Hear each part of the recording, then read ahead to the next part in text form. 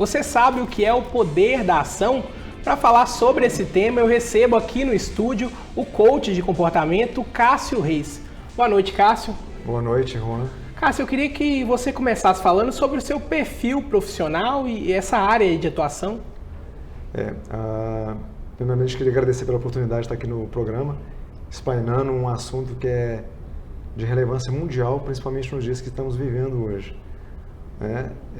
Eu sou um coach integral sistêmico, sou também formado em analista de perfil comportamental, no método DISC com teoria de valores, e ministrante oficial também do best-seller O Poder da Ação, do PhD Paulo Vieira, que é o maior coach hoje do Brasil, na atualidade, que nós temos hoje. É um livro bem famoso mesmo, é sempre ali na Amazon, está sempre ali entre os Isso, ele está sempre os principais. 3 primeiros, já venderam mais de 2 milhões de exemplares, né? Tanto aqui no Brasil como também fora do país também. E qual que foi a origem dessa discussão do poder da ação aqui no Brasil? Na verdade, tudo começa pelo fato do autor entender que existe uma vida muito mais extraordinária do que as pessoas geralmente costumam estar vivendo no dia a dia.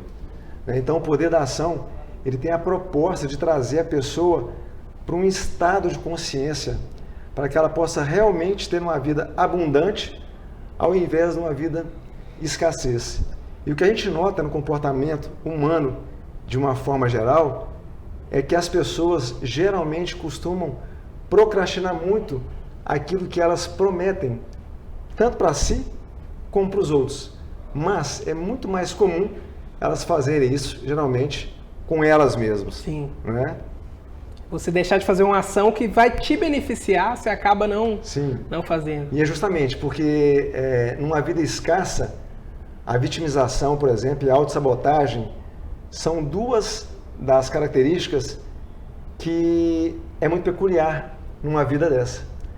Ao contrário de uma vida totalmente extraordinária e abundante, onde que o senso de realização e o entusiasmo, ele tem um impacto direto no resultado que a pessoa vai ter ao longo da sua jornada e ao longo da sua caminhada. Bacana. E como que isso saiu de uma afirmação, de um estudo, para um método em si? O método hoje, né, ele tem assim 99,9% de eficácia comprovado cientificamente pelo Instituto Febracis, tá? Que tem sede hoje em Fortaleza e em vários lugares do Brasil e do mundo. E se a gente for olhar hoje para a história de um modo geral, Juan, o comportamento humano, o nosso cérebro, ele tem uma função muito básica, que é de estar sempre querendo nos proteger. Então, com essa leitura do nosso cérebro, a gente tem duas formas de poder definir isso. É a busca do prazer imediato ou a fuga da dor. Então, a gente está sempre brigando com esses dois polos. E aí, a partir desse estudo da neurociência, entendendo o comportamento humano, foi criado esse método para entender que o nosso cérebro, através da neuroplasticidade, tem condições de se adaptar e de fazer mudanças extraordinárias, que depende de uma decisão que o indivíduo toma no seu dia a dia. Naquela tomada de ação, né? De você ver onde que tá errando ali e escolher mudar, né? Exato. Porque eu sempre falo uma coisa, que existe uma diferença muito grande das pessoas que querem algo para aquelas pessoas que estão dispostas a fazer algo.